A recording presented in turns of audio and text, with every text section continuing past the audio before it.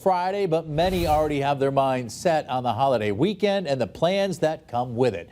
Reporter Olivia Hickey now joins us live in studio after speaking with travel experts. And Olivia, what are they saying? Well, Chris, whether you're taking to the streets or the skies, you throw in that beautiful weather Jana's talking about, all signs are pointing towards crowds for the unofficial start to summer. Memorial Day weekend tends to get busy. Terrence O'Neill started heading to the Cape Thursday to dodge traffic. I'm actually going down tonight and we'll work remote down there for tomorrow.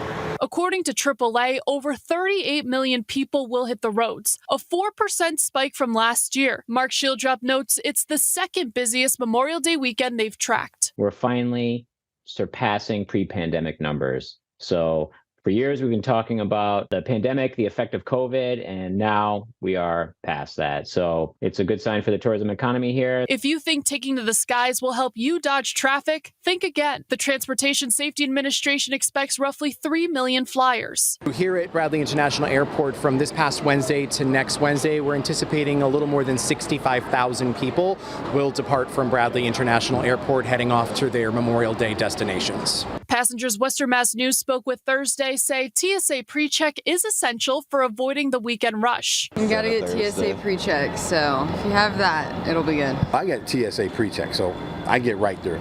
But I'm looking at everybody else standing in line like they're frustrated. But not everyone is opposed to the crowds. Terrence grew up on the Cape and knows how to work around them. We actually appreciate the crowds down there after, quiet winters. And if you want to avoid the traffic, Shieldrop says the earlier the better. Avoid hitting the road Friday between noon and 7 p.m., so just before lunchtime, and Sunday, Monday from 3 to 7. He also says you can extend your weekend into Tuesday and just travel then. Reporting in studio for Western Mass News, I'm Olivia Hickey.